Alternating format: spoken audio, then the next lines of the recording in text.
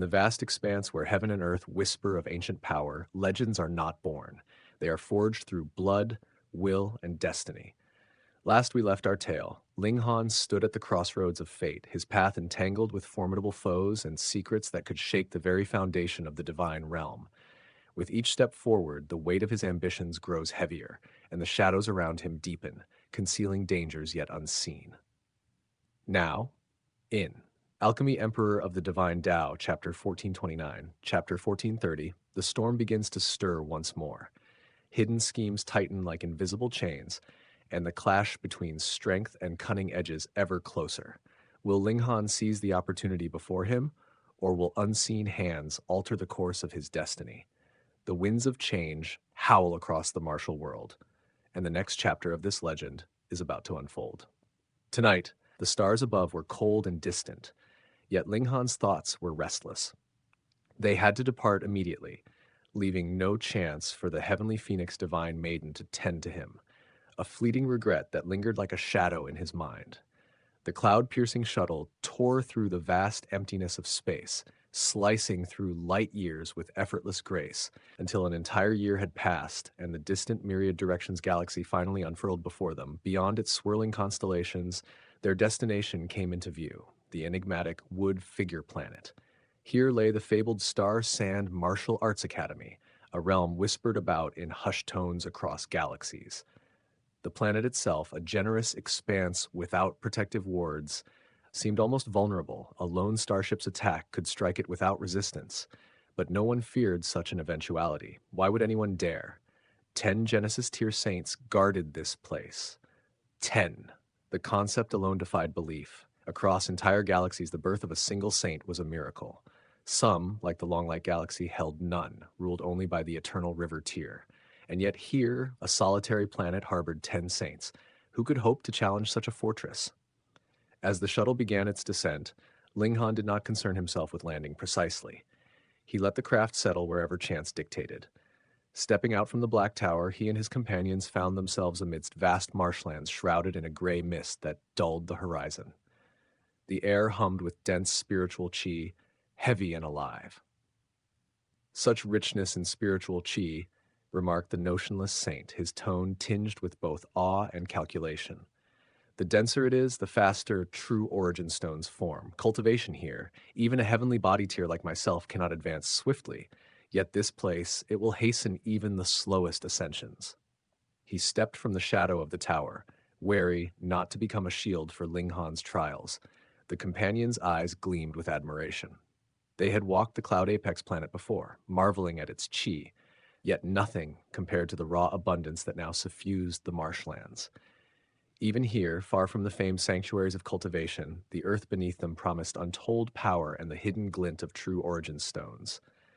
They pressed onward, treading lightly over the waters, as though the marsh itself were but a mirror to test their grace. Then, without warning, the waters erupted. A colossal figure surged forth, a crimson alligator of monstrous proportions, its body crowned with a single bull-like horn and supported by 4 lupine legs. It lunged, teeth bared, snapping at the intruders. A flash of wings and a thunderous shadow descended. Little Ching, now revealing his full form, spread his vast wings of 3,000 meters, dwarfing the alligator in scale. With unyielding might, the beast's bones shattered, and it fell lifeless to the water with a thunderous splash.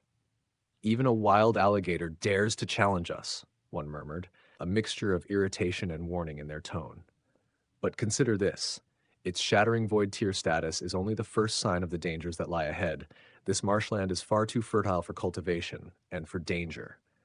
They moved forward with renewed vigilance, every step measured, every sense honed. Then a streak of light cut through the mist. An arrow, precise and silent, hurtled toward the soaring little Ching. Ling Han's fingers snapped with lethal precision, invoking the lightning sword technique. Heaven's might coursed through him, splitting the arrow mid-flight with a resonant crack. Speed and power combined, and the arrow disintegrated before it could reach its mark. Fury painted Ling Han's face.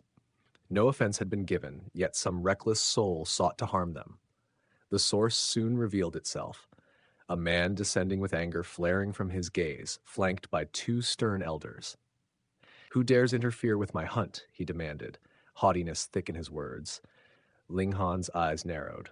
The man treated little Qing, their mighty companion, as no more than a target for sport.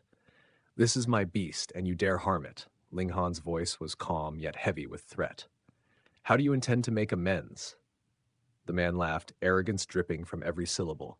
"Compensate me? I am Lu Shiwan. Do you truly believe you can command me?" His elders, consummate warriors at the Sun Moon Tier's pinnacle, moved with lethal intent, eyes cold and unflinching. Ling Han's reply was simple, matter of fact. "Then allow me to even the score with an arrow." Fury replaced arrogance in Liu Shiwan's eyes. He had grown up shielded by his brother's might, yet here he faced the unflinching defiance of someone far beyond his expectation. The two elders lunged, their aura explosive, yet Dingping and Juyao intercepted without hesitation. Fists collided, shockwaves rippling through the marshland, blood painting the ground as the elders were hurled backward, groaning, unable to rise. Liu Shiwan's courage faltered, his borrowed strength from lineage and kin shattered under the skill and might of these young warriors. Ling Han wasted no more words. Fingers flexed, the annihilating dragon star arrow summoned in golden brilliance. It shot forth with predatory swiftness, striking Liu Shiwan's left shoulder. Flesh and bones succumbed instantly. Blood arced through the air in a brutal testament to power. Mercy had restrained Ling Han. Any true strike would have obliterated a cultivator of this level entirely. Tears and snot streaked Liu Shiwan's face, a portrait of pain and disbelief. "My older brother, Liu Juntian. He will not forgive this," he sobbed, but Ling Han's hand waved dismissively. "Begone." The boy's concern lay not in lineage nor revenge, but in the calm enforcement of justice and protection of those he cared for. If Liu Juntian himself appeared, he would meet the same unwavering force. Above the marshlands, spiritual chi pulsed and swirled, the night air thick with the remnants of battle. Ling Han and his companions continued onward, the path ahead uncertain, yet alive with the promise of both peril and extraordinary power. The journey through the Star Sand Martial Arts Academy's world had only just begun, and every step would demand vigilance, skill, and the courage to stand unflinching against the storms of destiny. In the shadowed marshlands, a delicate voice rang out, tinged with relief and playful irritation. "Fortunately, my little Qing remains unscathed," said Jiang Chaoling, her tone a mixture of chastisement and fondness. "Had it been otherwise, your head would not have survived my wrath." Perched gracefully atop the scales and feathers of her loyal companion, she smoothed the iridescent creature with a gentle hand. Her bonds with the old ginseng, the rabbit, little Qing, and the stoic rock spirit were deep, nurtured through countless shared trials. It was precisely this affection that allowed her to tease and provoke without consequence, earning both laughter and indulgence from all who knew her. A ripple of amusement passed through the group. Jiang Xiaoling's spirit was irrepressible, mischievous, lively, a spark in any gathering. Unlike the obedient Ding Jiji, her presence brought warmth and laughter, and every senior found delight in spoiling her whims. It was this very charm that gave her courage to court trouble without fear. "Let us move onward," she said, rising with fluid grace. The marshland, though vast and treacherous, yielded swiftly to their determined march. Within hours, the murky expanse fell behind them, revealing the spires and gates of an ancient city shimmering upon the horizon. Its age was palpable even before crossing the threshold, a city carved by the passage of centuries, each stone and tile whispering the tales of long-forgotten eras. Within these storied walls, two pursuits beckoned: rest for the weary and knowledge for the prudent. The foremost task was to uncover the location of the Star Sand Martial Arts Academy, a beacon of cultivation and power. To this end, they entered a bustling tavern, blending seamlessly with the crowd. They claimed no private chamber, settling instead amidst the hearty clamor of the main hall. Between bites and sips, they listened, absorbing the pulse of local gossip. The tales flowed swiftly. "Have you heard?" one voice cried above the din. "The seventh young master of the Bailao clan has wed the daughter of the Stonehill faction leader, just half a month past." Gasps and scoffs followed. "Impossible! That man, a paragon of beauty unseen for 10 millennia, now bound to a daughter both ungainly and fierce? Such a union insults the heavens." The conversation unfolded further, revealing alliances forged out of necessity.